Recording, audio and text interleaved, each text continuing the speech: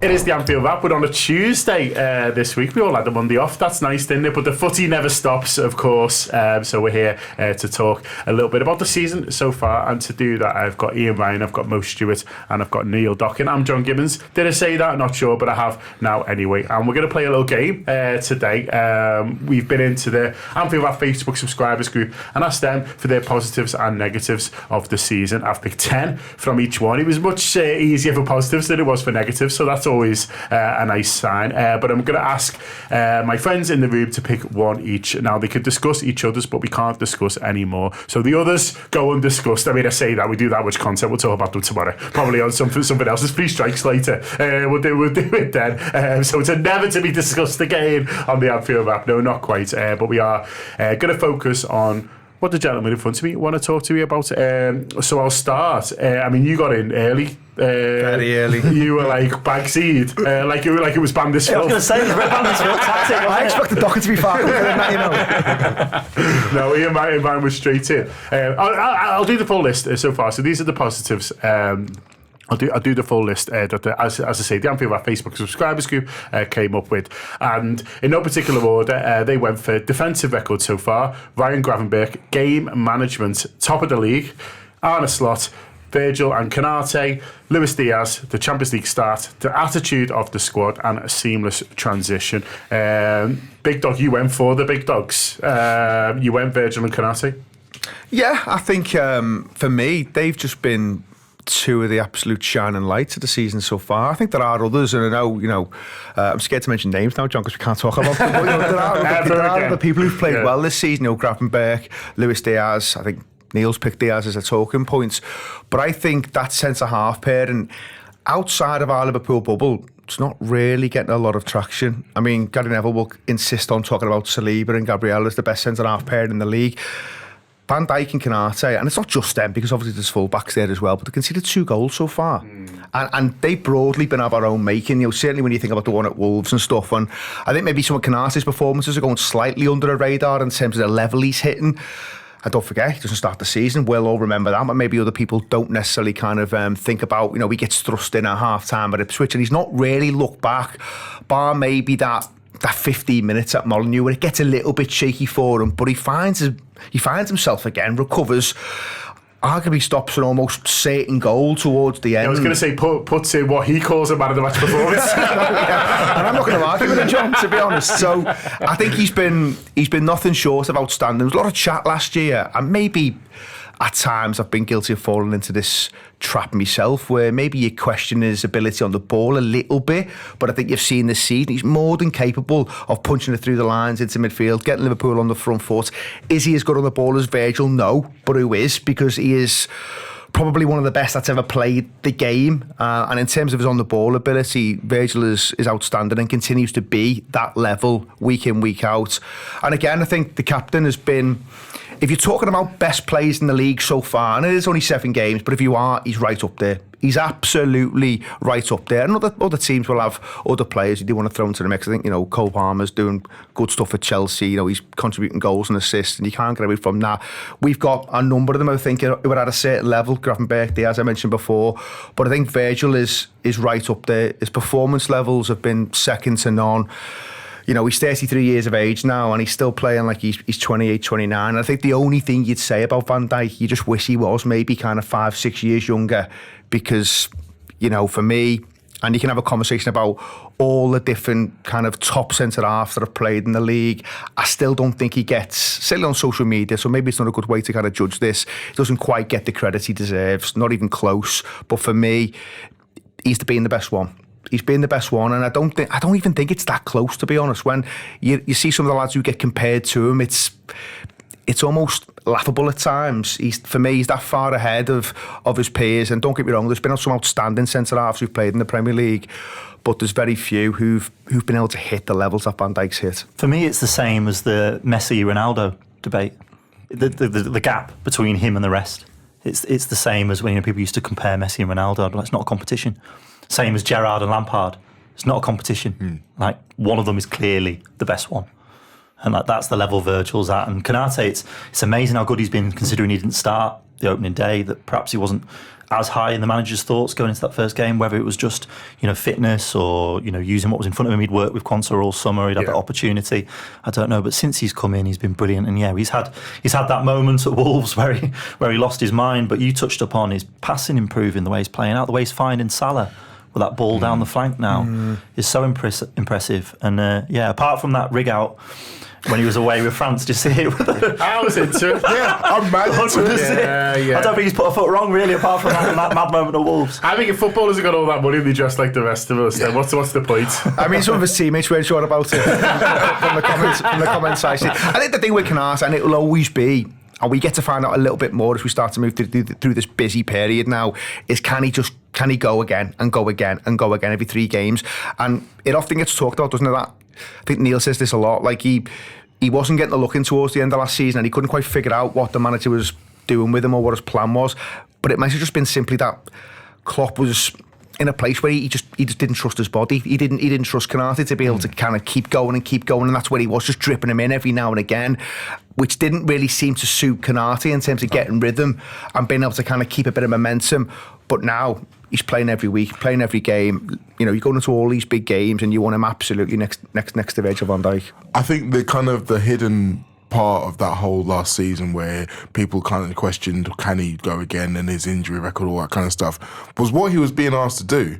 Because remember, this was in the period of time when Trent was first being allowed to wander into midfield. So that meant the way that Klopp played it, Konate had basically half a pitch to cover on his own all the time and was having to run here, there and everywhere. Do you remember after the first game he come out and he was like, we can't keep doing this, surely. And it was like, unlucky mate.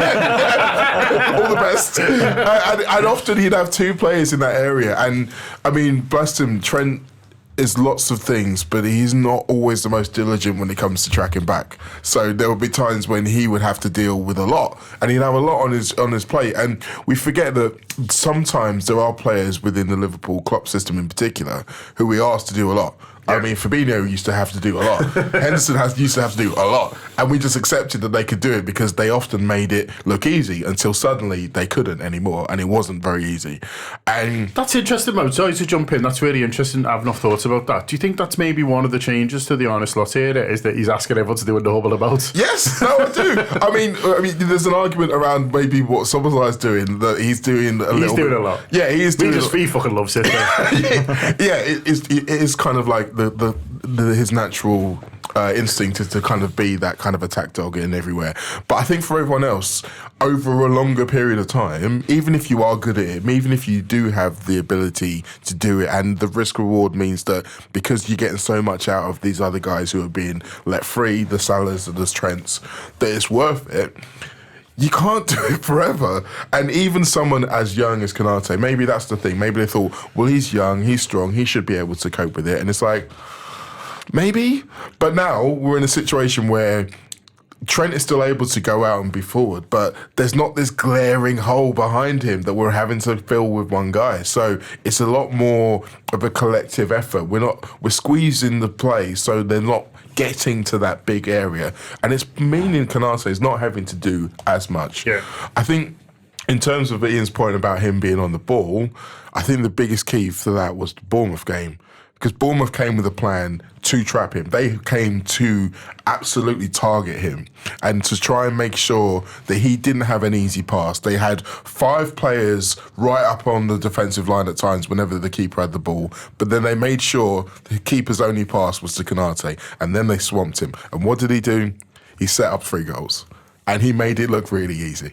So if there was any doubt in anyone's mind, both inside the club and outside, that he can't do that job, that was eliminated. And as for Virgil, we talk about whether or not he's had enough credit and acclaim and the comparisons with other players, right? Just listen to the players he's playing against. Just listen to the strikers. Every single time they are asked, who's the toughest one? It's Van Dijk. And it's not even close. Yeah. He is the man of this generation, at least. he is and will always be recognised as the benchmark. Well, apart from Joel Matip, of course. But, we've all seen that chart where they're the top two. Yeah.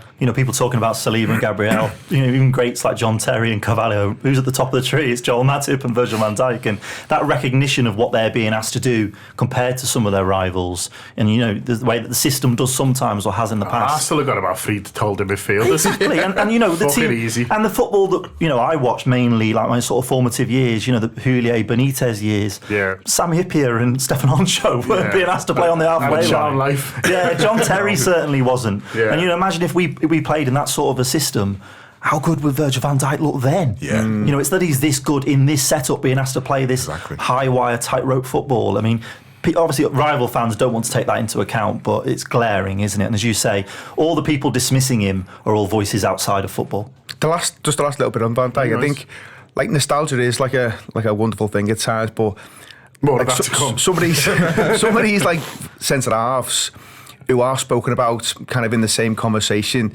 you feel like they do get away with murder a little bit, because you kind of forget just all the mistakes that they make, because every footballer makes mistakes, they all do, and there's no shame in that, but the very best ones make very few mistakes. They offer moments of brilliance. Van Dijk does that, and they make the best decisions, and Van Dijk does that as well on a consistent basis to a very high level with multiple partners. He's had to play with different centre halves.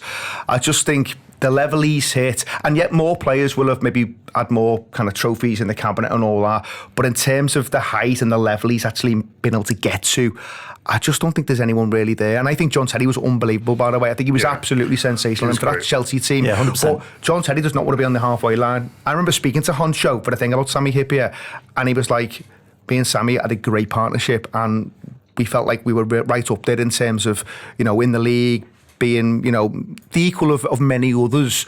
But if you put us on the halfway line, we'd have been killed. We'd have been absolutely killed. And that's what we've asked Van Dijk and his partner to do at times. Just go one-on-one with the centre forwards. Fullbacks are pushed up massively. To do that, and you said there, Gibbo, the Arsenal kind of centre halves, of course they are very, very good, but they are massively protected in terms of the setup. And that's something that doesn't really get spoken about that much. I miss Ian Ryan talking to the best footballers. I do. It was a good period of our lives. It was. If you didn't have five medals, Ian Ryan didn't want to know. Get your medals out, Ian Ryan. There we are. Okay, we'll move on. Just a shout out to Konate as well. Ended up with the armband for France last night. I don't know if people saw. So obviously in very high regard, outfits aside, in the French national team as well. Nice to see him end up with the armband and play really well for France as well. Okay, we'll move down the list, and the next one, as teased by Ian Ryan, is Luis Diaz, is the one you've picked, Neil. So why have you picked him? Well, I picked him because I, like many others, sat here on shows in the summer questioning his future at Liverpool, and not because I didn't rate him as a player or didn't think that he was a potential top-class talent on his day, but I think because, like all of us, we've become a little frustrated with big moments last season where he didn't deliver, in key situations. Obviously, the standout moments at the end of the season live on in your mind, don't you? Like the Manchester City one. I think it's sort of burned into your brain. And despite the fact that he'd had a season with some pretty big ups and downs, some pretty, some serious issues to deal with on and off the pitch. I think we all know what I'm referring to. I think, and generally as a sort of support, there was a growing sense of frustration with him, as had we seen the best of him when he initially came in before the injuries. Were we ever going to see that again? Was he ever going to be the player? And we talk about Virgil van Dijk being a benchmark for all others. Sadio Mane is that benchmark, isn't he, in that position? And so I think we've all got that so recently in our mind. There was always that question, is he ever going to be able to live up to that? And obviously the first few months at the club, he looks absolutely electric and plays a big part in pushing for the quadruple and getting the 2 cups we do win over the line. But there has been that question since, and in the summer I was excited at the prospect of signing Anthony Gordon, not necessarily just to play on the left, because I do think he's capable of playing across the front line, and I still think he would add something to this squad. He's still a player that I'd be keen for us to sign if the opportunity arose. But there was a lot of talk about Diaz and his contract, the fact that he's on such small wages relatively in comparison to our other established stars. And his agent needs to pull his finger out, he really does. But we've got enough on a play at the moment with contracts, so I don't want to add fuel to that fire. But the issue that he may want to seek pastures new. He might want to change the scenery with a new manager coming in. And I think it was often last season towards the end of the season that Diaz was one of our brightest sparks, one of the few players you could say was always bringing it and delivering and giving his all. Certainly at Old Trafford in a couple of the performances there in the Cup.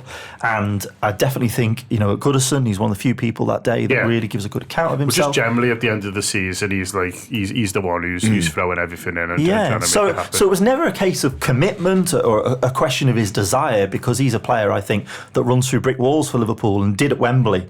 I mean, he's up there with anybody that day for helping the young lads win the trophy against Chelsea in the Carabao Cup. He just ran until he was on one leg in extra time. So I've got nothing but admiration and respect for him. But I did wonder if perhaps it had just come to the end of its natural course because of circumstances, and Klopp would consistently pick him week after week after week, and a new manager comes in and you think, well, is that necessarily going to be the same? But one thing I didn't agree with in the summer, and I'm pretty sure I didn't say this on a show, even though if I did, Jay McKenna will track it down and let everyone know that exactly when I did tweet this. But one thing that I didn't agree with was the suggestion that he'd shown us what his level was and it was never going to be any higher than what we'd seen. Yeah, because 27's relatively young. It is. And there was a lot of talk that, at this point, is the player going to change? At this point, is this the player he's always going to be? I think is an expression I heard used a few times. Are we ever going to see consistent goals and assists for him? And apart from the fact that we are changing and tweaking the system and a new manager is coming in with a new approach, like you say, 27 isn't that old, and there are players who are late bloomers, and I was thinking about it earlier. Certainly in terms of output. Yeah, 100%, and that's what I was thinking about early today. I was trying to think about league-wide players, and although it's not the same position, I was thinking about Robin van Persie. Yeah. And the 3 or 4 years at Arsenal under Arsene Wenger, where he's a 10-goal-a-season man. He's at 8, 9, 10, 11 goals in the league, a season striker.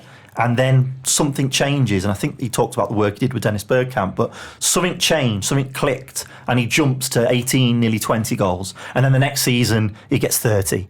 And then he's a world-class talent. He's at that real top tier that people just didn't see for years in advance. And I was thinking about Liverpool players, late bloomers. Again, I don't think they're in the same position. You could perhaps talk about Jamie Carragher, a really solid defender, a squad player, but a lot of questions about him, especially when he was being played up fullback. And at the age of 26, he goes on to be one of the best centre-halves in Europe. For 3 or 4 years under Benitez, he's at a level which I don't think he got close to early in his career. I think maybe Jordan Henderson's another one who has a slow burn of his Liverpool career and then reaches, an almighty high around the time we win the title, that 18-month period, Champions League and league title, when the Reds ruled the world. Let's just get that in. But perhaps there's not that many examples. And I think as much as a new manager coming in, maybe he is hitting his peak. Last season, he scored 8 goals in the league in, 37 games. And this year, he's got 5 in 7. And I just think it's been brilliant to see. I feel like I've gone on a real monologue here. No, it's fine. It's been absolutely fantastic to see. And he's proved a lot of people wrong. And as I say, myself included, who thought that perhaps we'd seen, the peak. But there could be a whole nother peak, ahead. Boys?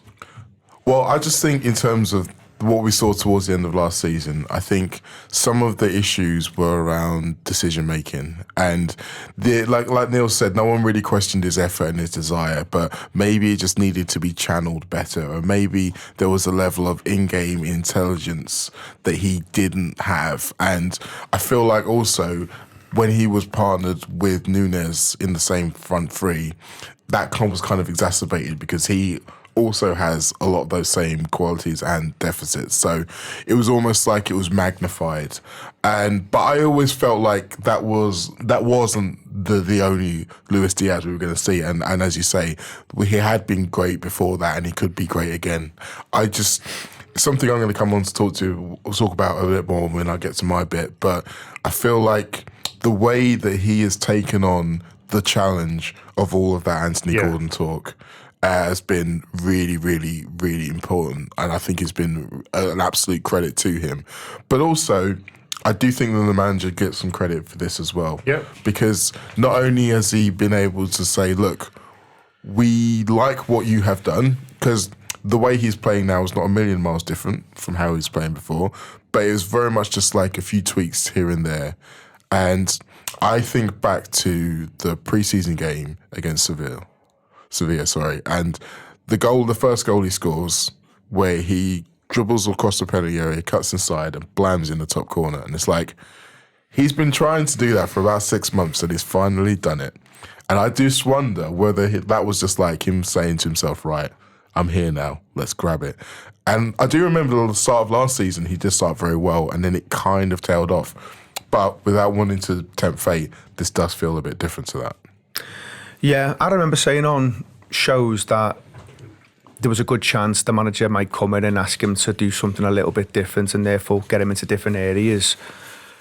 But at the same time, being really honest, towards the end of last season, I was just starting to think, from an output point of view, it will need to get better. If you're gonna have someone in your front three, it needs to be, for this club, you need to be contributing more than 8 goals. And I think it was only a couple of assists as well, which for a player of that ability, the assist number was really low. Yeah, for a player of that ability, you have to demand more. And he will have known that. He'll have been demanding more from himself. He'll have thought, well, hang on a sec, 8 goals, 2 assists, whatever it was. That for me, that's just not good enough. But I absolutely loved him when he came in. I loved him, and I remember kind of debating it with other Anfield Wrap contributors in terms of, they were maybe questioning his output very early on, but I always felt when he first arrived, there was the potential for it to be there, and at times it was there as well, and he was popping up in some really important areas. You think about the goal at Brighton where goes through the middle. There's a goal against United, but he's in between the posts,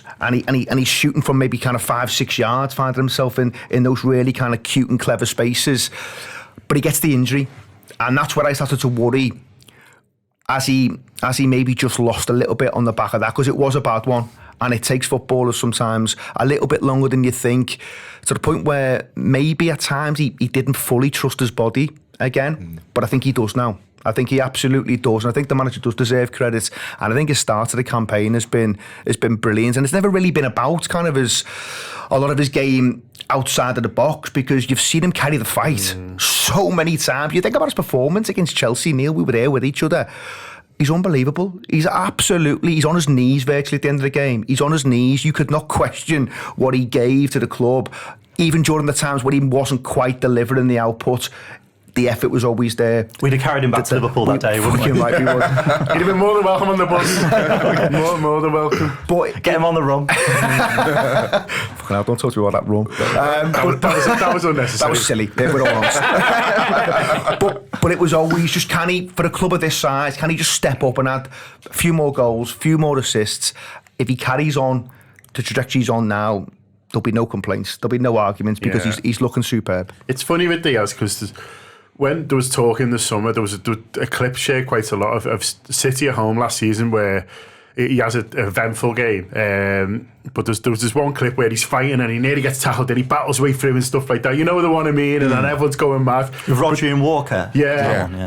But then his cross hits the first man. Yeah. And I'm a little bit like, I didn't want to be like snide about it at the time, because I'm really snide about Liverpool players, I'd like to think, but also like I could see the point that people were trying to make, because it is really good. But the point I would have liked to have made at the time, if a place like Twitter allows you to, is basically you depending on your Diaz points, you can see what you want to see in this clip. Exactly. All the battling's there. He's brilliant. You think he's lost it. He gets it back. Do you know what I mean? He's a nightmare with defenders. But then his cross hits the defender, and we get a corner, and everyone goes mad. But you're like, but to go back to your point on the assist just being so low, for the wide players who get to his positions, I think that they need looking at. So I think, I always felt with that particular clip, like, and he also misses a one-on-one in that game as well.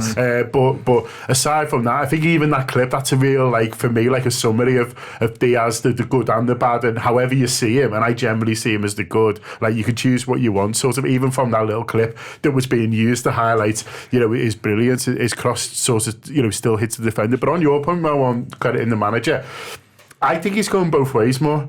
And I think that's helping him a lot, because he was so cut inside, wasn't he? And listen, the shot that he's got, you understand why. And I think it always felt to me that Klopp, for his attacking players, allowed them to express themselves and get on the pitch and sort of be free. And that's not to say he wasn't sort of coaching them, but I think you're seeing more set plays in attacking situations now, and more things that we've been sort of working on. I think the Jota opener at Palace, I think, was very much that.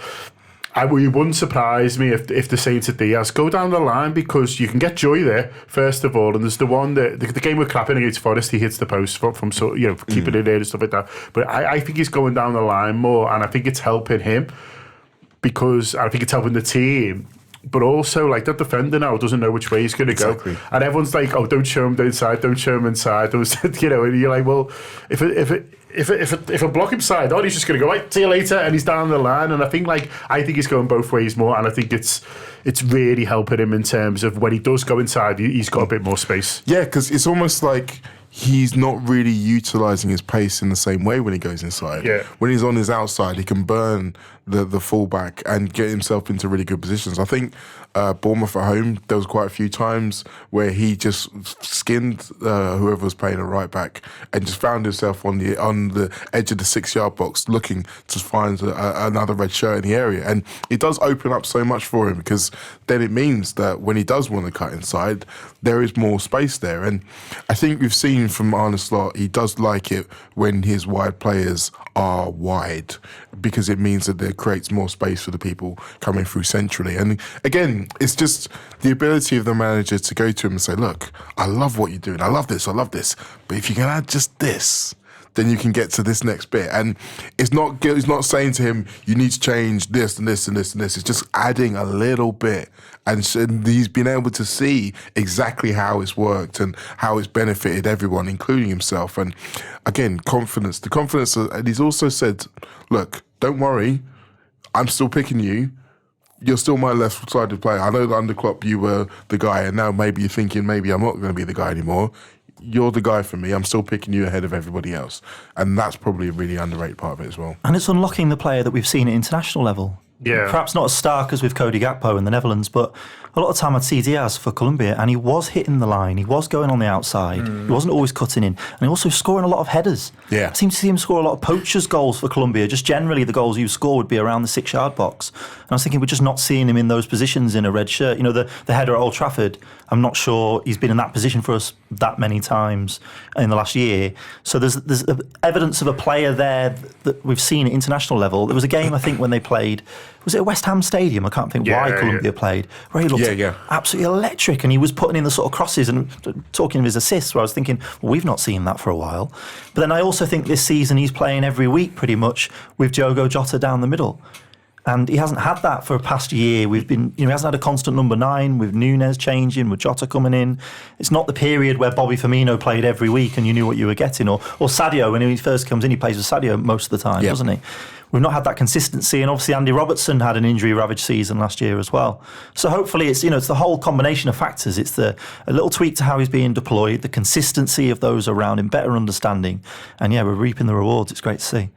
Just to finish on the international football player, I think it's a really excellent one, but I think also the leadership that he needs to show. He's their best player, and he's the talisman, and I think that has been good for him. I think, and I think you've seen that. He puts pressure on himself in a good way to make it happen for his international team.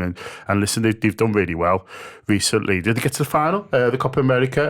I'm pretty sure they did. Yeah. And then he obviously, lost that one to Argentina because they win finals now. And so I think it's helped him in terms of his maturity as a footballer. And I think he steps onto the pitch with that feeling of it's on me to make that happen in a positive way. And I think that's really helped. Okay, third one was Mo. You've gone for attitude of the squad. Really glad you picked this. Yeah. Go on. I think, because I feel like it's something that I haven't spoken about, and all of the other ones I've kind of spoken about in some other different way. But there's a few strands to this. First of all, we have to acknowledge that within the change of manager, it's very, very easy for players to either rest on their laurels or to start thinking about themselves rather than the collective. We've seen it previously when big managers move on and the new guy comes in and he struggles. The one thing that has been consistent within that is that the players have got to a point where they're like, I'm not sure about this guy. Yeah. And in fact, even beyond just those instances, every time you see a manager in trouble, particularly when it's from players who have been successful at the club and then a manager who hasn't been successful at the club, there's always that element of like, well, how much are they listening? How much are they putting in for this guy? And they have absolutely done everything Arne Slot has asked them to do and more. And you can look at it in different ways. You can say, okay, well, Arne Slot's obviously done a really good job of convincing these players who have been very successful that they can continue to be successful with this way. But also, I do think that a lot of the outside noise around how, well, Liverpool could fall off now Klopp's gone, that's kind of an insult to them as well. Because it's saying, oh, well, you guys aren't good enough to maintain it. It was all Klopp. And there was a lot of that talk where about, oh, Klopp got more out of this squad than anyone else would. And they were like, well, hang on a minute. We were the ones on the pitch. We were the ones kicking the ball into the goal. So we have talent. We can sustain beyond that. And that kind of snark of like, actually, no, we are good footballers here and we're going to prove it, I think has been a really good thing to see throughout the squad. The second part of that is how we have almost, without saying it, accepted that we are in a title race. Like players, you can sense it. You can sense that these guys know what it takes. These guys know the rhythms of a title run. And we were in it for a long time last season. And how it ended would have been disappointing to all of them.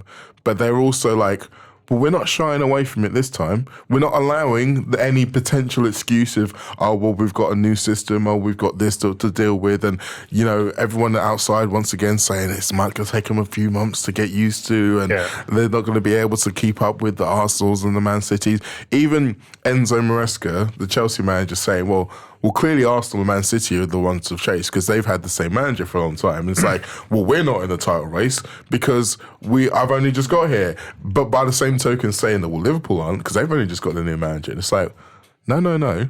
That's not how it works around here. And Arne Slot himself said the same. It's like, this is Liverpool. Like, they're not going to get carried away by being top of the table in September and October. They're here for the long run. And that has remained and spread throughout the squad. I love that. I love that so much. But probably the biggest point when it comes to the attitude is, again, circling back to what I was saying about the difference between the individual and the collective. Like, think about the players in this squad who, if plan A in the summer had worked, would no longer be Liverpool players. Luis Diaz is one. Joe Gomez is another. You could say Wataru Endo.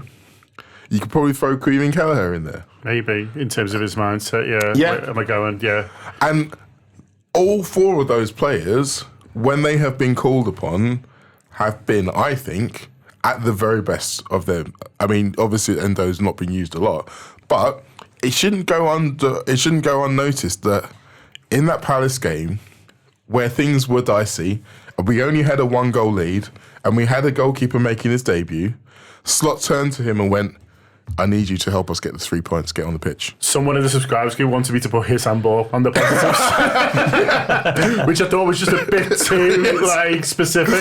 I was thinking more general, but it's the spirit of this is what it takes. And I think that, he probably look back on it and say, yeah, no, I didn't really do that on purpose. But the point is that he was willing to do whatever it takes. And I think the attitude of this squad, we have seen it at times. I mean, we talk about them being mentality monsters all the time, but it hasn't always been that way. We remember what it was like 2 seasons ago when as soon as they realised it wasn't a title race, it all kind of went a bit funky. And a lot of those guys are still knocking around. So it's not automatic that they're going to meet a challenge in a positive manner. So the fact that they have reminded all of us who they really are, I think is a massive plus for me. 100%, love that. Any comments, anything to add? Yeah, I mean, so far so good, isn't it? I mean, you kind of, what are we, 7 games in? I think on the mentality points and the attitude of the squad, it's easy to forget, a lot of those players, they're captains of the country. Yeah. They are leaders, and I don't think that's an accident that we've ended up with so many kind of leaders and so many captains. I think, when Liverpool have looked to identify not only the right calibre of footballer, it's about the right calibre of person as well. They want lads who, to kind of take it back to maybe the old days. You want to be in the trenches with them. Do you know what I mean? You don't mind being in a battle with them. And listen, it gets away from them last season, and there's probably a number of different reasons for that. But I think there's quite a few of them that are over 30 now as well, and they know that this doesn't go on forever. It won't last forever, and there's a limited amount of time for some of them now to go and still win the very biggest pots and the very biggest prizes, and that'll mean a lot to them. They'll probably be driving each other on and almost saying, listen, no, at some point our time is over at this club, so let's just kind of make the most of it, and let's just kind of, cement our legacy a little bit more with trying to get another one or two big ones over the line. And just on the manager point, I think, and again, it's early days, but I think his attitude's been outstanding. I've loved it. And he's such a different personality to what went before, and that's absolutely fine. And I think everyone preferred that, because you don't want someone trying to come in and imitate the previous fella.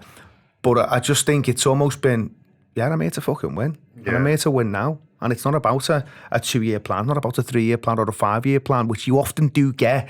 Those lines kind of just, I've got to get my own kind of mark on this, and I've got to figure one or two bits out. I need to get kind of the right personnel in that I feel comfortable with. He's not said any of that. What he said is, it's a fucking great squad, and it's a pleasure, and I'm a very, very lucky boy. But guess what? There's loads of hard work to do. I think he backs himself massively in terms of what he'll get out of them on the training pitch as well, because he has talked about little tweaks, almost kind of maybe small tweaks here and there. A lot of the style he has referenced and said it can be quite similar to what Jurgen did, but we put our own little twist on it. But him coming in and almost exuding that confidence and saying, no, hang on, the time to win is right now. I think that's going to filter in, that's going to seep into the players as well. They're going to believe that. And then when the results are on the board and it backs it up a little bit, then before you know it, you get to ride a bit of momentum. And we all know, in terms of riding momentum, there's not many better clubs than ours that's been able to do that. And then before you know it, you can be in a title race in March and April. So let's see what happens. Yeah, I love all that. I love the way that he's come in. He's at pains to say, like you said, time and time again, I've not changed much, I've not changed a lot. It's a great set of players. Like he's at pains, isn't he, to say what he inherited. I love the attitude of the players, even at the start of the summer. Trent Alexander-Arnold, I think he was talking to Gary Neville at the time when he was saying about how much he was looking forward to working with a new manager, because Klopp is all he's known. That's all he's ever worked with. He wanted to, develop his game, learn new skills, new approaches. That attitude coming out from him, the vice captain at that stage, I thought was really key. It could have been quite maudlin and quite sad about the end of an era, but it was respectful, but it was very positive and looking forward. And I feel like that, exudes from all of the squad. They've all seemed to have had exactly the right attitude with a new manager on board, and it helps that he's not a dickhead. It's not Roy Hodgson telling Danny Agger to hoof it, and Danny Agger taking one look at him and saying fuck off. It's not that nightmare scenario when a new manager comes in, tears up everything that's worked in the past and says, no, this is how we're doing it now. It's my way or the highway. It's been like an evolving of our style, but it's not been perfect and roses for every single member of the squad. This is the other thing we have to kind of acknowledge. Like, obviously, for Kwanzaa, he had got hooked at half-time in the first game. We all remember Trent having his drop on the bench. Kelleher saying on international duty that, he was disappointed that they didn't, that he wants to be a number one. He wants to go out and be a number one. And everyone who's not starting is upset at not starting. They don't always have to come out and say it, but Cody Gakpo, every time he comes on the pitch, he looks like a guy who's saying, I should be in the starting 11. Why am I not in this starting 11? But the way that they've responded to it, there's been no flare-ups, there's been no kind of, this story's going to run and run and run. Like, so just as an example, the business with Klopp and Mo Salah at West Ham last season, where that became a big story for pretty much the rest of the season, even though it was only another 3 weeks or so. That hasn't happened. Every kind of potential bit of dissent has been nipped in the bud. Everybody's kind of been like, well, it's on me to make sure I get myself into this. I'm not going to derail that collective because of my own personal things. I can do what I want. I can do what I need to do to get back into this team. And I think when you get down the stretch, that's going to be even more important, because there's going to be times when there's big games, there's big Champions League games, knockout games, maybe semi-finals, maybe finals, where players are going to be disappointed to be on the bench. But they need to still have the attitude that when I'm called upon, I will be ready to come on and deliver. Yeah, I think it's massive credit to the players. Honestly, I do. I think how they've sort of dealt with it, how they've embraced it. I gather, in terms of changes, talking about the manager, I gather there's a lot more rules. Jurgen was quite lenient with them and quite sort of let a lot go. I think Slot's come in and it's a bit more kind of and I think that was a bit of a shock, but I think, you haven't heard anyone sort of, moan about it at all. They're getting on with it, they're embracing it, and we're seeing the results on the pitch. But like Mo said, even the ones who sort of aren't necessarily on, you're seeing it from them as well. So massive credit to the footballers, and long may it continue. Okay, that is it for the positives in part one. We're going to have a short break in the room now, but we've got something very special for you. Last week, Harry, who is the latest star of the Dear Liverpool series with Nivea Men, came in to see us. Brought his mum Claire in to talk about the whole experience, how it all was. If you haven't seen the latest Dear Liverpool yet, we'd obviously encourage you to do that, because it's fantastic. Harry's brilliant. Curtis Jones. Oh, congratulations to Curtis Jones, by the way. He's had a little baby. Did you see? Amazing news. But just before he became a dad, he really sort of looked after Harry, and he was absolutely brilliant. So it is a fantastic video. But I wanted to get Claire and Harry in, who I've known for a long time through various things. Just wants to get them in to talk about the whole experience of being part of the Nivea Men Dear Liverpool series. I think they're up to number 10 now, and this was certainly one of my favourite ones. So this is the reflection from them, and then we'll be back in the room with some negatives.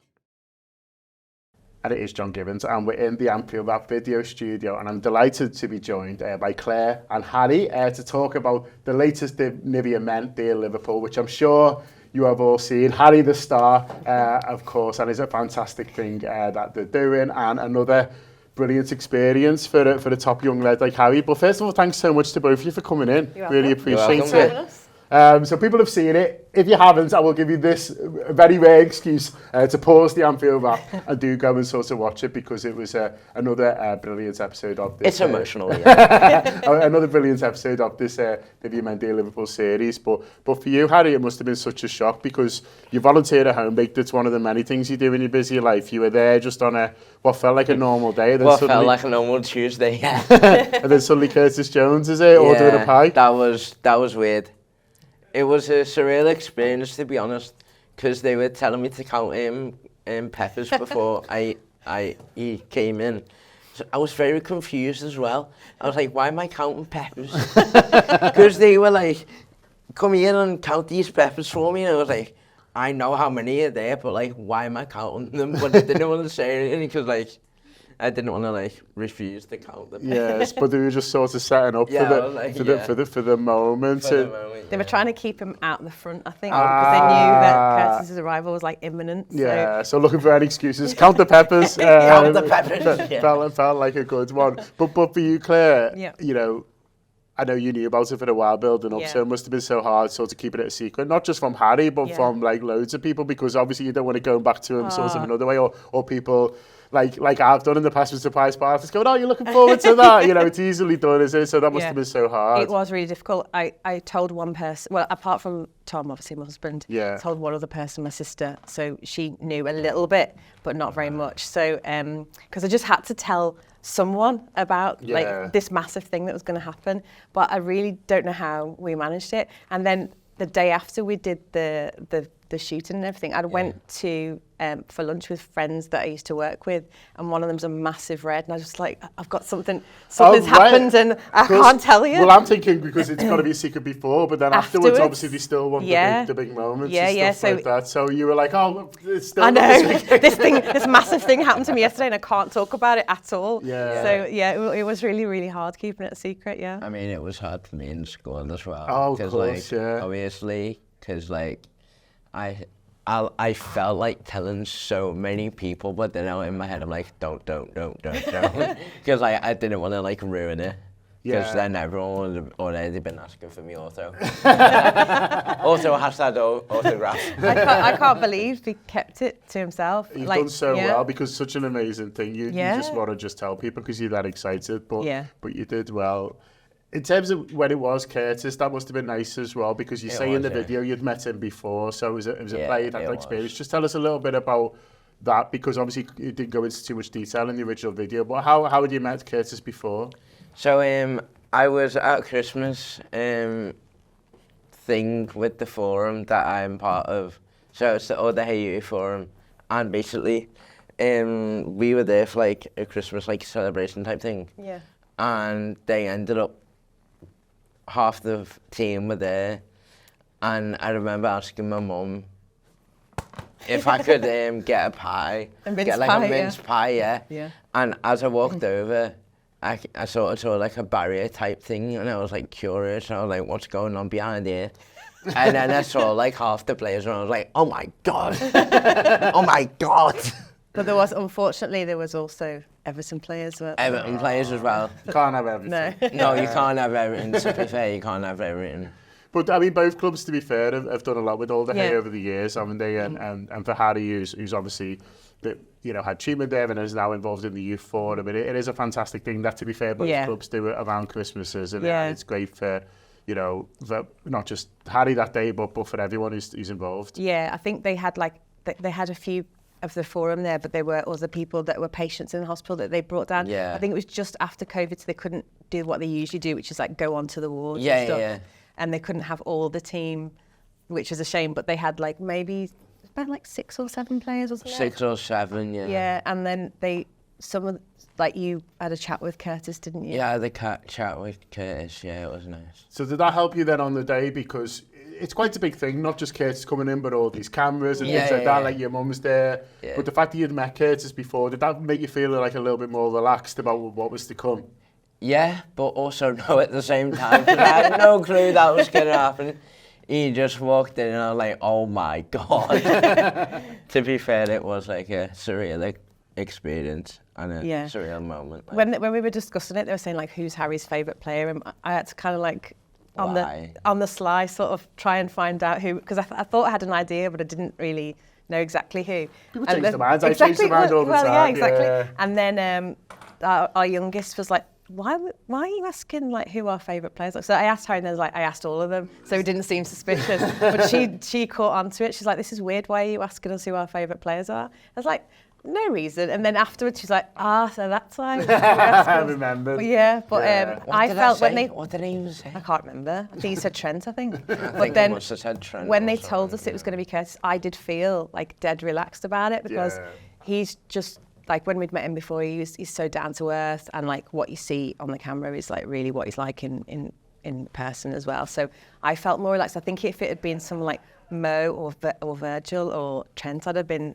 a bit more nervous about it. I don't know how you feel, Harry. Would you have been? I think I would have been a little bit more like nervous, to be fair. Yeah. I think the two of them together were a good fit. A little comedy duo. And then you got to knock off work, so that's always nice. Knocking off work early, then you're over in Anfield, and fair enough. Being in there in the sort of empty stadium, practicing your penalties. But one really nice moment for me was there was a few other players who I think just sort of happened to be there, but you ended up having a laugh with. And there's a really nice shot where there's just the 4 or 5 of you just having a laugh, and it just felt like a big group of mates just like taking the mick out of each other a little bit. Yeah, big out to Simi. He is funny, isn't he? He's so funny. Boys, Like the moment there was like this one part where Simicast says to Jones, speak English, and I really wanted to tell him to speak Scouse, but like I was like. But I was like, no, not now. He is the Greek Scouser. He is a Greek Scouser after all, yeah. So that was nice, wasn't it, that you got to meet those other players as well? Yeah, it was. A nice surprise that, like, that they like they Ibunu recognised me. Yeah, he went, oh, Harry, as soon as you walked in. He was like, is that Harry? No. He like that at me, I was like, yeah. I was like, yeah, bro.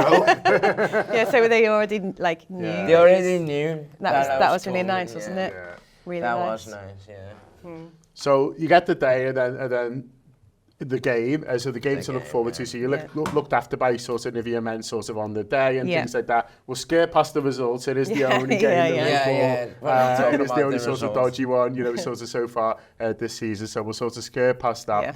But as a day, it must have been incredible. I know you were so well looked after by Liverpool and by Nivea men, but the big moment is taking the penalty. I must say, it's the only time probably in 5 years I've not been down to get a pint at half time. I was there to stick up for you. I saw Peter Carney with his banners and stuff like that. Like, you must have felt like the whole crowd was willing to score that penalty. I know, I was so nervous as well though, because like up to the moment I was like feeling nervous, but like I sort of got sidetracked. By the match and everything that's going on. By the match, by everything. Yeah. And then, it was nerve-wracking because I think the Annie Road is in front as the entrance as you come out, isn't it? to the main stand, isn't it? Oh, the You come out the main stand, Yeah. so you'd have the Yeah, Yanni yeah. road to your left, and then the Kenny like a leash shorts are right in front of you. Oh yeah, That's right. that's what I Yeah. meant. Like the Yeah. Kenny, Yeah. Kenny's like right in front of me, and I was like, oh my god. So many people. There were so many people, and I was like, I'm not ready for this. But like, You were nervous, but weren't I you? was nervous, to be fair. And we had to wait a few minutes till I think they'd like done whatever groundwork they were doing, and the sprinklers were on. We were getting soaked under the sprinklers. Yeah, we were getting soaked by it. And I was like, yeah. Yeah. And then, but like the day of the match, he's going, I don't want to do it. I'm not doing it. I'm not doing it. I'm not sure I could No. have done it. I was like, I really don't want to do it because I was so nervous. And then after you took the pen, which was a really good pen, Yeah, there was a big knee slide. So like, a big knee slide that failed because I wore jeans. Yeah, that was.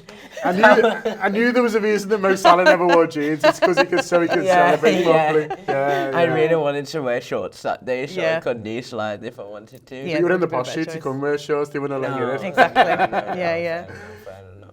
You must have practiced penalties though. Was he down at Garston Park practicing? Because it's some finish. No, it No, wasn't. I Like, wasn't. No. you, Just throw it out on the day, it'll happen. Yeah. in the lounge beforehand, Dominic Matteo was in there as one of the special guests, Yeah. and he like there were people like the MC was there saying, anyone got any questions, and you did have a question, Yeah, didn't you? the question, which was a good question.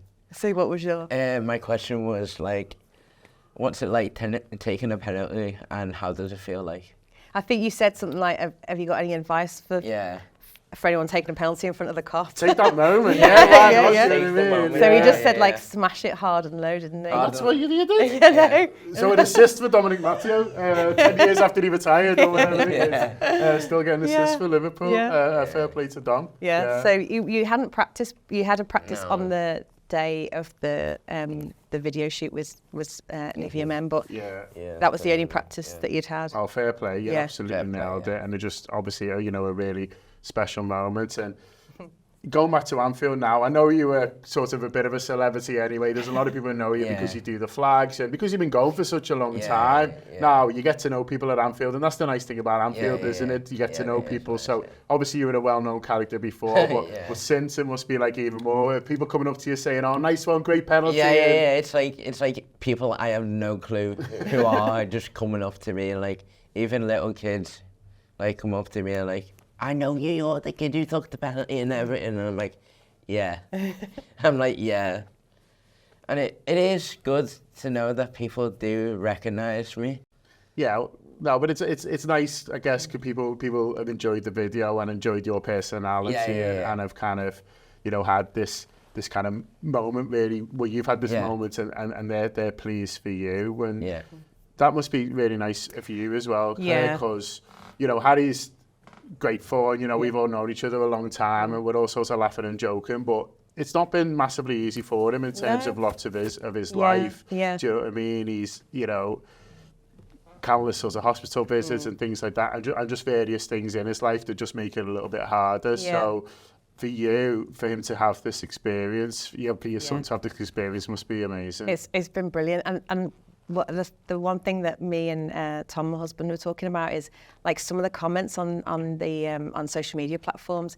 Not even like, I mean, it's amazing that some of the players have liked the video and stuff, and we like keep looking at Stormzy reposted it and things like that on TikTok, but it's the little comments of people who've met him in real life, or we don't necessarily know them, but they've seen him at the match and like, oh, he's a sound kid, he's a lovely family. And then there was a lady that you bumped into in like the local Lidl, and before the video came out, Before and the video she said, came "Oh, out, I saw this lad on Friday in Lidl, and he was telling me about his favourite cakes." And it was those little things that were Yep. just so lovely, because Yeah. social media can be just a horrible place sometimes, can't it? And it's so toxic, but all the positivity and like without exception, it's been like a lovely response from everybody. So that's been really, really nice. And then for the actual experience for Harry to have that, as just like you say, he has had some difficulties and challenges in his life. So for him to have that has been, it's been amazing for him. Yeah, I mean, these videos are one of the nicest things on social, I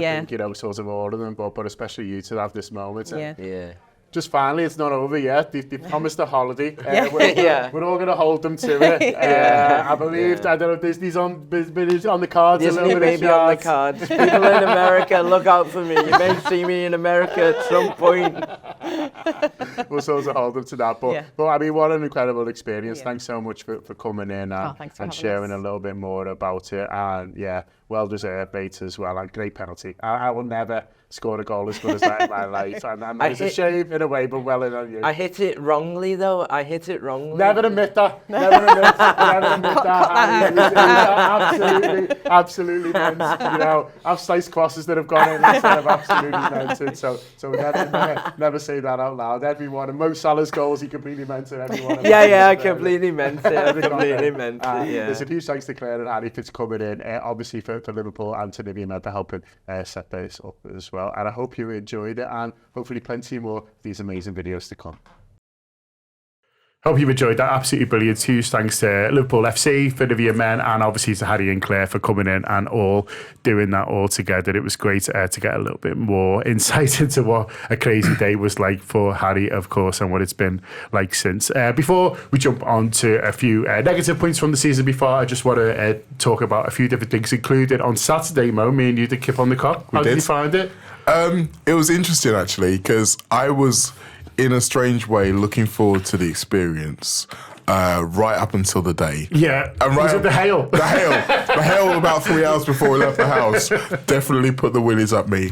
But it was a tough experience. Like, it was cold. It was cramped where I was. I mean, the new rail seating on the Kop is fantastic for when you're watching football. Yeah. But when you're trying to squeeze a sleeping bag in there, yeah, it's not built for the sleeping man. No. So you do have to kind of tough it out. But again, through the back of my mind, I was thinking all the whole time, well, this is just for one night, and I'm choosing to do this. And technically, we are still in a safe space. But the thing that I loved about it was the real sense of community. Yeah. Like, everyone was talking to their bunkmates, and there's a fella behind me, Adam. I just want to give a shout out to Adam, who his method was he was going to wear shorts for the longest possible point, so then when he put his trousers on, he'd feel the warmth.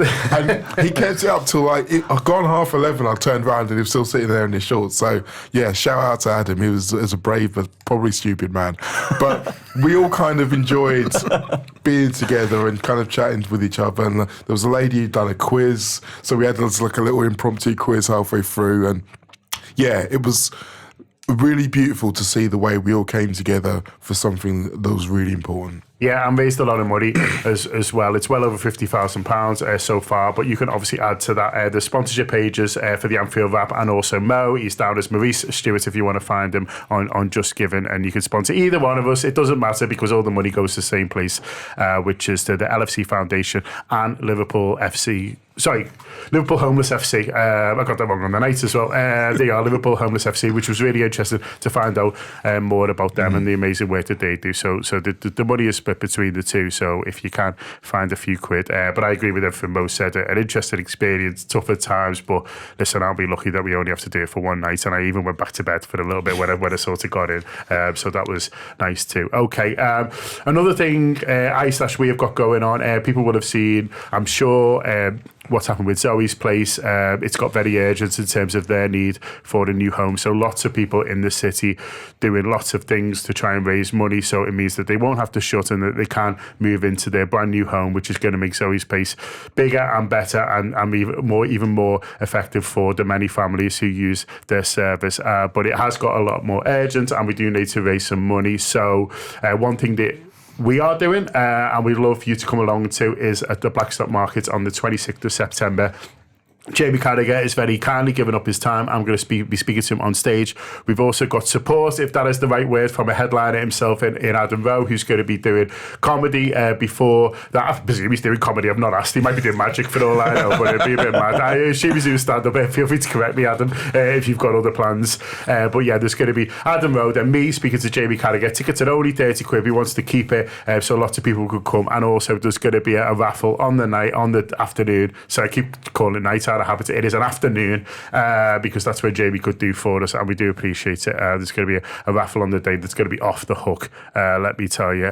So yeah, do try and come down to that if you can. If you can't make it, if you just put Google, Zoe's Place into social media, whichever one you use, you'll see there's loads of people doing loads of stuff at the moment. The city's come together a lot, and it's actually been really, really nice, although out of it a bit of a crap thing. But so if you can't come and join us on Saturday the 26th, do look around, and there's other people doing other things if you do want to give, or you can just donate to the Just Giving on Zoe's Place as well. And finally, if you fancy coming to watch Leipzig away with us in Gravity Max, you would be more than welcome. It's a good place to watch the footy, isn't it, Neil?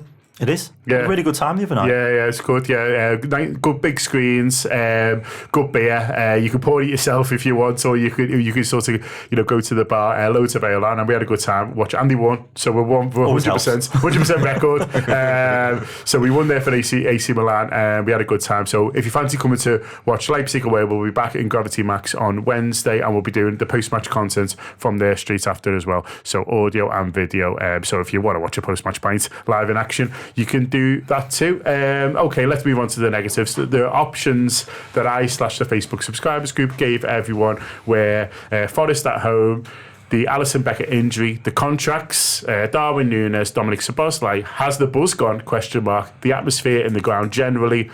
Are we in a false position due to the fixtures? Does Arne Slot trust his squad? And the Harvey Elliott injury. I'll start with you again, Ian, because you picked the first one in terms of, got in first, but also the first in terms of my list. The contracts. Yeah, and listen, it's been touched on other shows, but it just feels like it's getting to the point now where you are starting to get quite nervous about it. Where are we now? Middle of October, and it doesn't appear to have moved on, although it is the type of thing where you can walk out of a studio like this and then look at your phone, and then all of a sudden, 2 out of 3 or even 3 out of 3 have agreed deals. So it could move quickly. But I have to say, I was hoping it would have moved a bit quicker than this. It does feel like it's dragging on a bit too long. And don't get me wrong, I think the kind of mood music around the club is positive in that they're winning games, but it can all change quite quickly. If you suddenly get a couple of bad results, then those contracts, or lack of them, become very much front and centre. And it is a bit of a problem because I think, broadly speaking, I don't think there'll be many fans who don't want to see those 3 players pulling on a red shirt next season.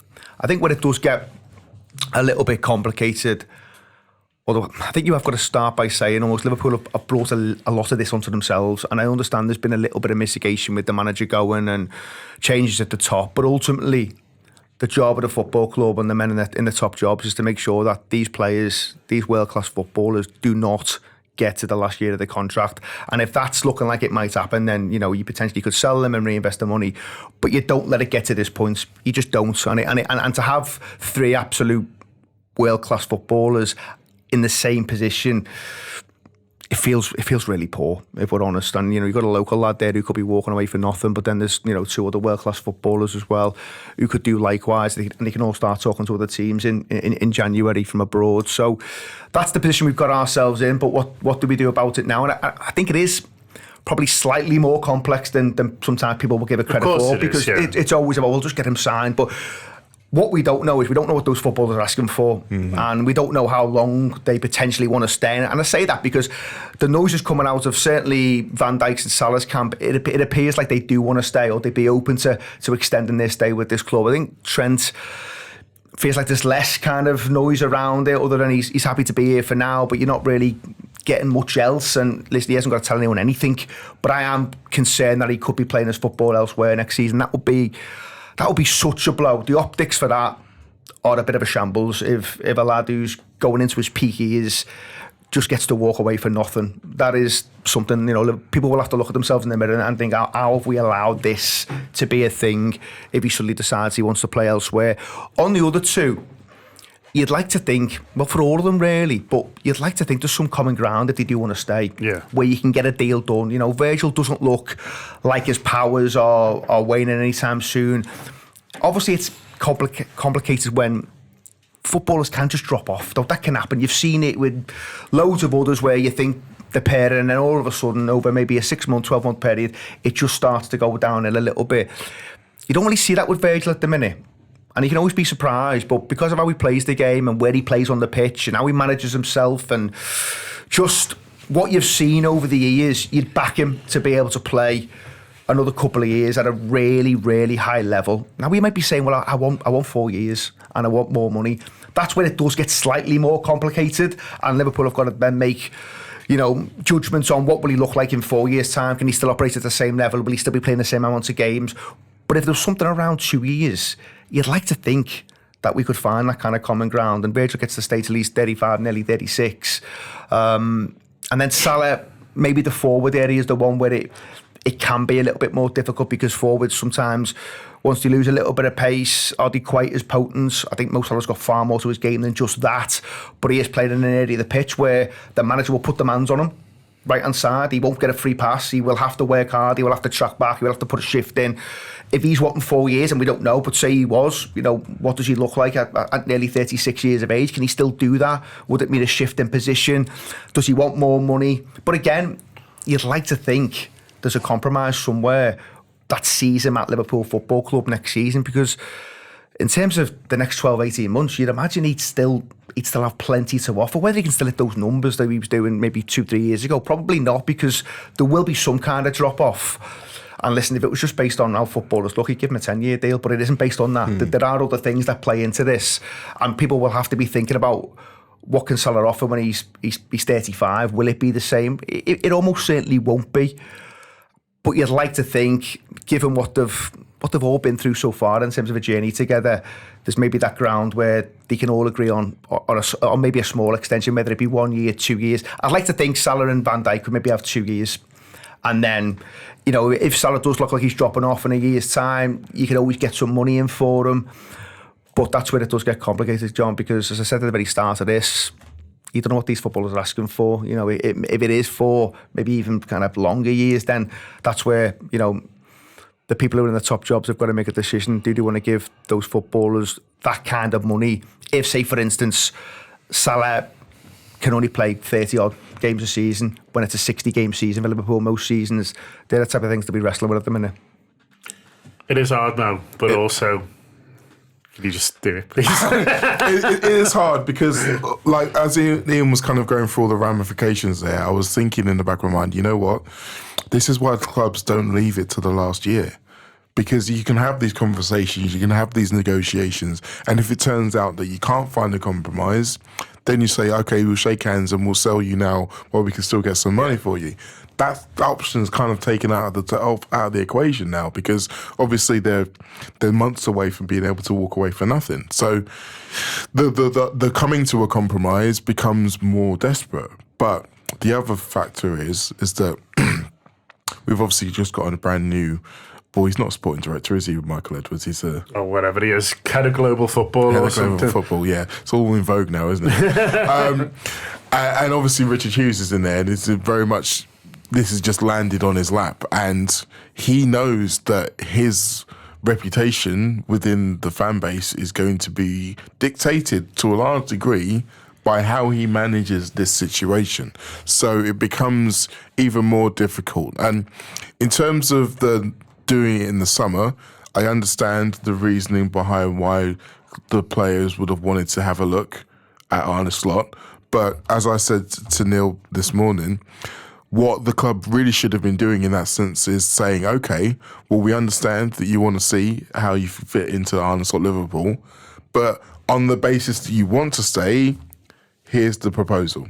And so you can at least get that part in place. So when they go, yeah, I want to stay, that part's done. Whereas it feels like that hasn't happened. I mean, again, we are all working from a position of no real knowledge of the machinations of the situation. So we're all kind of guessworking. But from what the players have said, it appears that those deals haven't begun yet. And I'm always a little bit sceptical with the difference between a player saying, well, the club haven't spoken to me and the club haven't spoken to my agent, which could very much be two different things. But... And again, I think mentally, most of us feel like there is a difference between Salah and Van Dijk and Trent. Yeah. And the difference is mainly the age. The fact that, as Ian said, Trent still has his peak years ahead of him. And God, I don't know if any of you feel the same, but I just get this really sickly feeling in my stomach every time I see him and Jude Bellingham together. because it's just like, that was meant to be our deal. You're meant to be bringing him here, not buggering off over there. And the clock's ticking as well. The clock is ticking until they can all start talking to other clubs. Yeah. 12 weeks, start of January. And for me, this has gone from a period of nervousness to a period of frustration, and now we're approaching the period of anger. And I don't want a season that's been so positive for so many reasons that we said in the first half of the show. First half of the show was all positive and smiles, no smiling now. This is the negatives. But I don't want that to be a story that takes over the season, and it's 3 different stories that could take over the season. And I do think there will be anger amongst the fan base, because while I think we can all understand how we've got to this position, with Edwards leaving the first time, with Ward taking over, Ward leaving, with Jurgen maybe already thinking that he was about to be leaving, and the contracts not being resolved 12 months, 18 months ago when they should have been. We have got to a position now where after the new managers come in, as you say, the players have had a look, it all needs sorting, and needs sorting pronto. And a lot of the arguments that are doing the rounds, I just struggle to understand. I struggle to understand how, even if Mo Salah drops off in 2 years' time, that you're still not going to get good money for him if you sell him.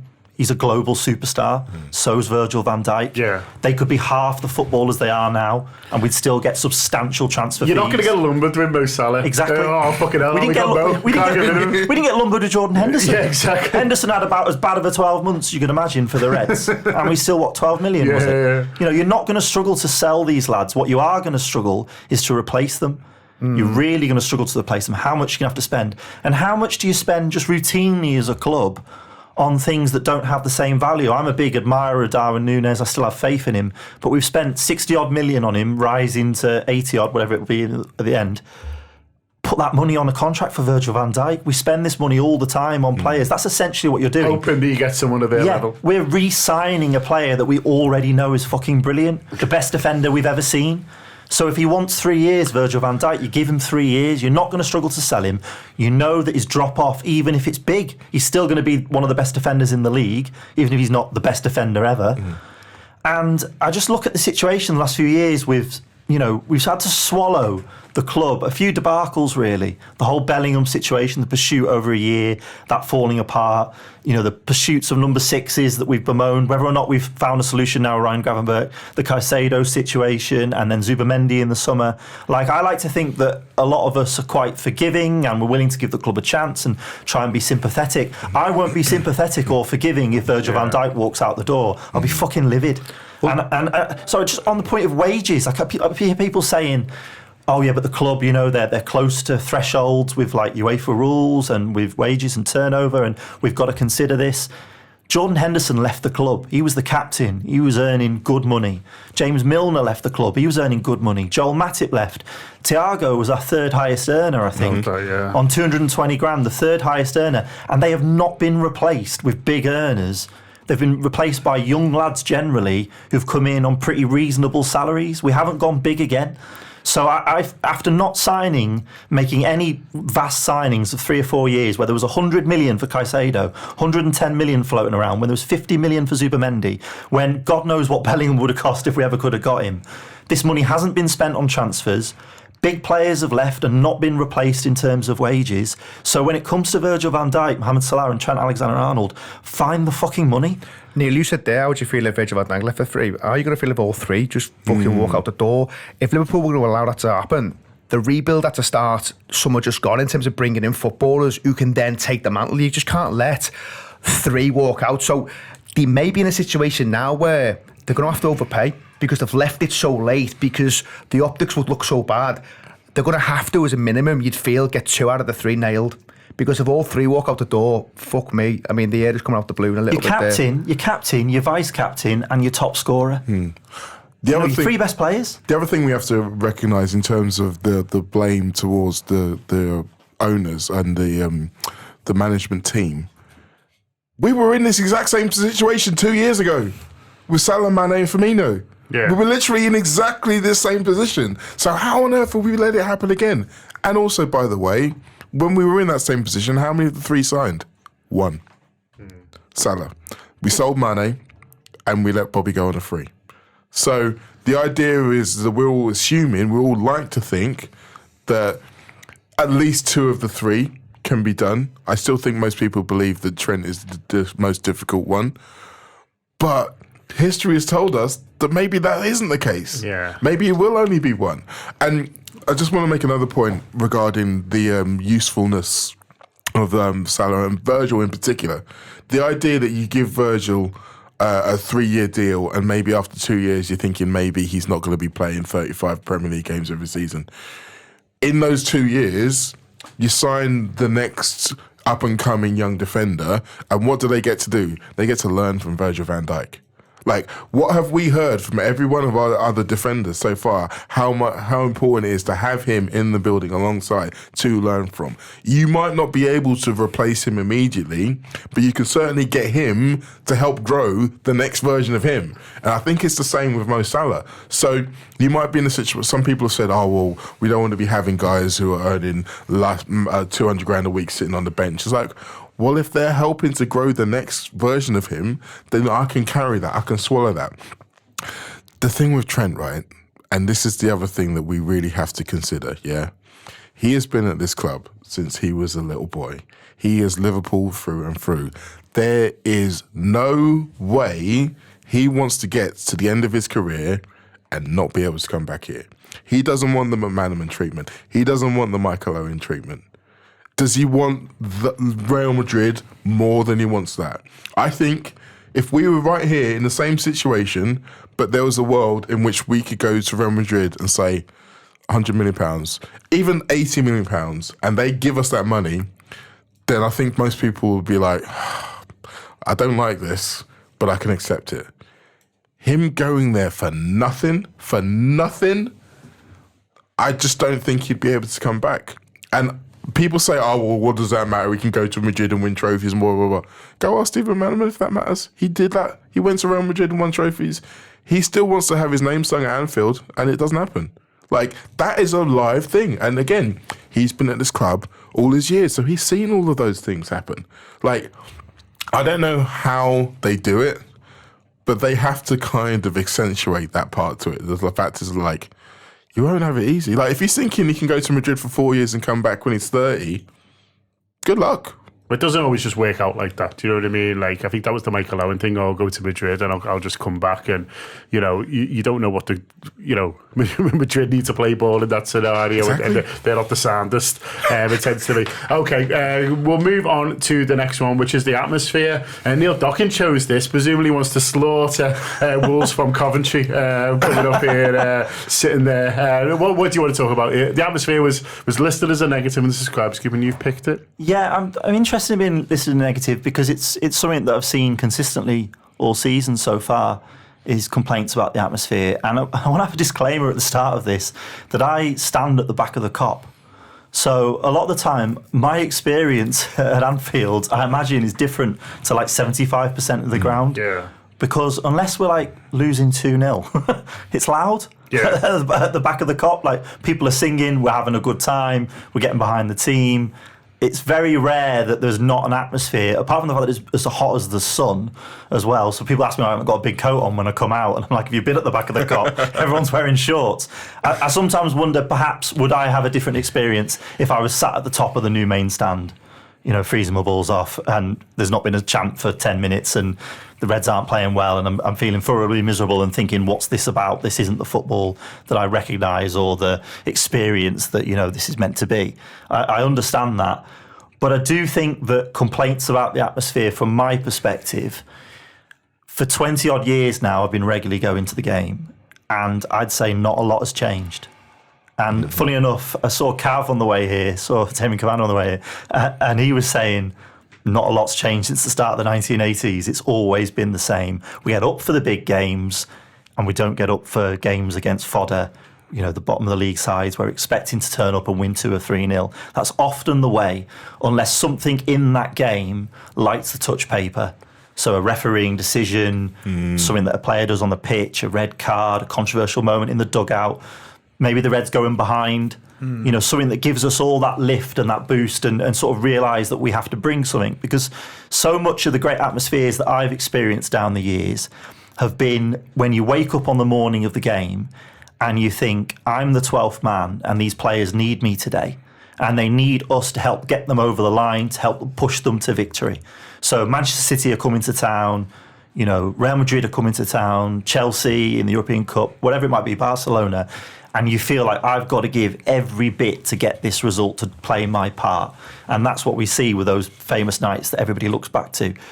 But when we were playing Monaco in the early stages of the Champions League in 2004, and there was like 30,000 people in the ground, and we were expecting a 2-0, and you could hear a pin drop, that just wasn't the experience, and that isn't the experience when Ipswich or Southampton, whoever will come this year, and we'll be expecting to turn them over 2 or 3-0 and move on.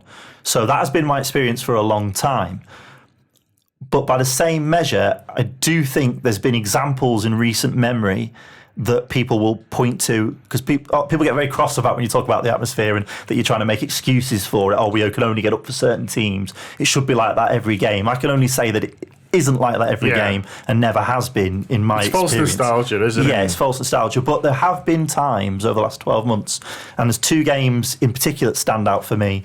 The game against United last Christmas, where it was brilliant for the first 10 and the team were all over United. You thought it was going to be a siege on the United goal, and then the goal didn't come, and then the atmosphere just absolutely petered out, and United killed the crowd, and it was just dead. And I think a lot of people came away from that game thinking, it doesn't get any bigger than that. Manchester United at home before Christmas when you're going for the title, what's happened there?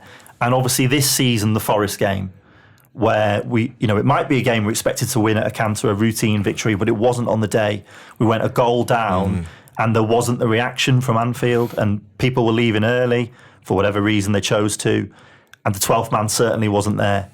And so it's not me saying that there isn't an issue at all with the atmosphere. I do think it's overstated. I think Anfield gets scrutinised more than any ground in the country, it seems, in terms of atmosphere. I've read enough opinion pieces about it over the last month. Everyone's chipping in. I think some people are definitely misrepresenting the reality. But I do think that we need to have a think, rather than moaning about why it's not how we want it to be, we perhaps need to have a think about what we can do. Because people talk about getting more young adults in the ground, getting more young fans in the ground. There's opportunities to do that with the new stand. It's not gone far enough, in my opinion, in having a young adult section, more young fans in. And then people might talk about trying to get an atmosphere going, trying to get chants going, whether we need to look for influences from outside. And again, that gets people's backs up. We're not a fan base, are we, that are going to look to ultras in Italy like Arsenal have. I think that would be sneered at. It's not going to get anywhere. We are still a fan base that are coming up with great new songs, great new chants. The Luis Diaz one's taken a life of its own this season. Everyone's loving it. Now the Alexis McAllister one. So it's not like the fan base aren't making efforts, certainly the ones that have always been there and, fuel Anfield's atmosphere. But I do think we need to perhaps think across the whole fan base, and there'll be differing of opinions on this, which is fine, what we can do to kind of work with what we've got. Yeah, no, I think that's all fair. Any into our boys? I think Neil's nailed a lot of it there, to be honest. It's almost sometimes where Liverpool does get a lot of scrutiny, absolutely, and Anfield will always kind of be probably at the forefront of these type of conversations. But you look across the country, it is the same everywhere in terms of those games against lesser teams, 12:30 kickoffs. The grounds aren't bouncing. None of them are. They just aren't. And I think more often than not, over the period of time that I've been going to Anfield, which is a long, long time now, when the players and the manager have needed us most, we've normally been there. We've normally stepped up. You look at Luton last year, that's not a big game, but we all recognise that we need to do our bit here, and the team and the fans did. Absolutely. And Neil said sometimes it does take, going behind in a game, or you're in a title race, and you can sense it. You can sense that the players need something. Sometimes the fans need something as well, and it is a two-way thing, and it's easy to forget that. But I think over the period of time that I've been going, when it's been those big moments, and we've had to step up, more often than not, we fucking stepped up. We have stepped up. And I think that's why there's this catalogue of ex-players and managers who will go, it's Anfield, when you talk about the best ground and the one that just gets you a little bit. And there's loads of those kind of clips, isn't there, where opposing players are looking at the cop and just the starstruck a little bit, and it absolutely gets them. And I'll never forget the Chelsea in 05, where there was a lot of players giving it the big one before that game, saying it won't affect us. And they played the league game on New Year's Day. And they fucking shrank under it. and they didn't know what it hit them. And there's a load of games like that. And Barcelona, who came with such experience and such quality in the ranks, when they faced what they faced that night, you could tell it was like nothing they'd really experienced before. It was a different kind of atmosphere to what they get in Spain. Matt Hummel's holding an emergency meeting. There are lots of them, what you're talking about there, where you can point to and go, is it great every week? Of course it's not. And it could be better at times. Forest is a good example. But when we have been called on and when it's needed to happen, I think we step up better than most. But yeah, there's a broader piece where in an ideal world, of course you want it to be full throttle more often than not. Whether that's realistic, I'm not too sure, because no one, from what I can see, appears to have cracked that. No. I think in terms of why Anfield gets more scrutiny than everywhere else, it's because of all what Ian's just said in terms of how great we are at our best and how we're able to do it in a way that no one else really is able to do it. I mean, in terms of being the standard leader, in terms of when we need to, we can get it done. So there's all these other people who are like, and frankly, and they will never admit it, but it's true, when other fans come and they're criticising us for not having an atmosphere, it's because, well, we want that. Why don't we get to have that? Well, I would like to have some of that. But it's like, this game is not important enough. Yeah, I would say though, a lot of the negative stuff's coming from our fans as well at the moment, and so I take your points on, there's other people pointing fingers and stuff like that, but this is on the list because our subscribers want it there, and every week it seems to be, you go on, people, the atmosphere shit at Anfield, blah blah blah, and so I think a lot of our fans are saying it, but but for the same reason. And this is the thing, the point is that the fans of ours who are saying it largely are the fans who don't get to go. Yeah, who were like, if I was there, I'd be doing this. Exactly. Which I think and I don't really want to get into this because this is the most contentious part of it, all of it. I didn't really want to get into the whole kind of locals versus outsiders. It's another show almost, isn't it, the whole thing, yeah. But that point... Fuck's sake, Neil. Yeah. but that point is kind of proves my argument within that, is that the people who don't get to go all the time, they're not the ones who aren't singing. They're the ones who are desperate to be a part of an Anfield atmosphere, so they're more likely to, as opposed to some of the people who are there all the time. But anyway, I don't want to go down that road too far. Cop's too old, no, I'll say. Cop's too old. Go on. No, yeah, but exactly. But I just think the Nottingham Forest game was a really good example. For two reasons. One, it was a game that we were expected to win, and when it wasn't happening, rather than thinking, come on guys, we can do this, they were thinking, oh, for goodness sake, why aren't they? And it went into recrimination and anger rather than support and empathy. And then there's the other point, which I think is probably overarching beyond Liverpool and all of football. It costs so much to go to games now. And we're now in a situation where people are like, well, I've paid so much to be here and this is all you're going to give me. So rather than being empathetic... People's backs it up about modern football before they even get there. Exactly. And so they're more likely to be angry and show recommendation rather than be supportive and be, oh, come on, lads, let's go. And be like, oh, we know that you're great. We know you just need us to help you get there. Now it's just like, oh, well, I've come all this way, I've paid all this money and this is what you're going to give me. Yeah. And that attitude pervades not just football, not just Liverpool, it just pervades life. Yeah. And I think that we can't ignore that as a factor within all of this. Forest is the first game as well where you really notice the absence of Jurgen Klopp as well, though, isn't it? Because we're an orchestra without its conductor.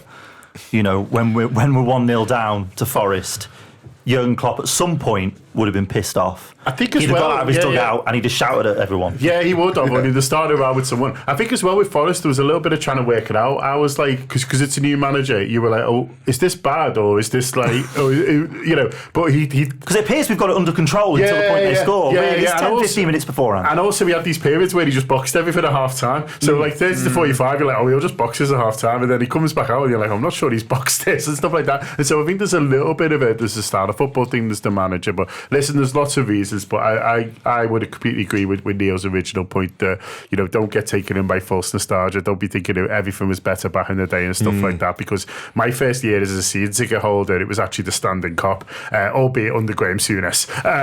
But even when sort of that was there, it was quiet for absolutely loads of games. But that's not to say that it can't be better. And listen, we've all got to do our bit, certainly, to get behind the team and help them win. So let's remember that too. Okay, we'll move on to the last one. Does Slot trust his squad, Mo?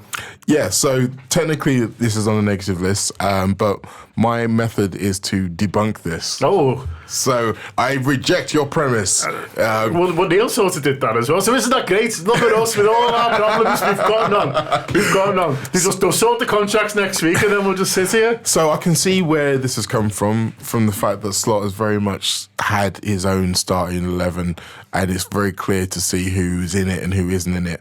And there is a fear that certain players in particular would end up getting injured if they're overused. And I think the injury point is something that we're all very nervous on, particularly around, well, frankly, the two guys who kind of got injured against Palace, namely Alisson and McAllister. And so you can start to see people think, well, maybe he shouldn't play them, maybe he should throw some more of these guys in. But the flip side of that is, I think we're still very, very early on in the piece here. I think that we're going to get to a point over the course of the season where we'll look back and everybody within the squad will have, well, everybody within the main body of the squad will have had between 8, 10, 12 starts. And this isn't just like League Cup games. This is Premier League games. I think at the beginning, it was very important for Slot to kind of lay down the marker of exactly how he wanted to play, what plan A was with his team. And so to allow them to build chemistry as the team they are now within the game plan they are now. And then from there, you can start to add, you can start to throw a few more in here and there. And let's not forget, like, successful teams have main starting 11s. Like, successful teams have where you can go, okay, you can think back of who the starting 11 is. Like, that is the thing. So to be able to build up that is a good thing. And we're in a situation where there are 5 substitutions allowed every game. So that means that we're not going to get in a situation where there's loads and loads of players in the squad who are sitting there on their hands thinking, well, I'm not getting any game time. No, they're going to get on. And most of them so far have got on. They've been able to come on. They've been able to influence games. Cody Gakpo is a really good example of that. We've seen Curtis Jones in the last couple of games come in and really have an impact. I think that you have someone like Jarrell Quansah who will get his chance again. He's still a young man. Conor Bradley, who maybe you could be thinking, well, I was playing more for Klopp than I am so far. It's still early. He will get his games because we're not going to overplay Trent. I think we're in a squad game now, and I think that we will start to see over the course of the season more of that than we've seen now. The idea that Slot doesn't trust them, I don't buy that for a second, because going back to what I said were in the last piece about Wataru Endo. Like, you can say, oh, well, he's only throwing him on in the end of the games. It's like, it's throwing him on at the end of the game when there's a game still to be won, when the result is on the line. If he didn't trust him, he wouldn't do that. And I think for most people, Endo would be towards the lower end of the totem pole in terms of how he's viewed. Yeah, probably put him 18th, something like that. Absolutely. And he's probably more than most players are getting, oh, well, the manager clearly doesn't fancy him because he's tried to buy Martin Zubimendi. Times he's not even made the bench. Yeah. Like but it's like someone has to make the bench. Yeah. Like, and yet he has been there and he's come on at a time, again, like I say, when the match was in the balance. And I think we'll see him play more. I do. I mean, you never know, we might buy Martin Zubimendi in January and it's a very different conversation. But the overarching point of the fact that because he's only started these people, these are the only people he trusts, I don't buy that for a second. Okay, we'll leave it there with the last negative debunked by Mo. But listen, we'll see how it develops over the next couple of months, and like Mo says, into January as well. But I just want to give a huge thank you to Ian, to Neil, and to Mo for joining us, for Andy for producing, for George for doing the video, for the Facebook subscribers group for coming up for the great list, even though some of them we didn't necessarily agree with on the negative side. But listen, isn't that nice? Largely positives from us at the Anfield Wrap so far, and why not? Liverpool are top of the league going into a really interesting but also exciting part of the season. I hope you enjoyed the video with Harry and Claire in the middle as well. Thanks again to Tenure Men and Liverpool FC for helping us pull that together. Enjoy your week. Neil will be back next week, I'm sure. Up the Reds.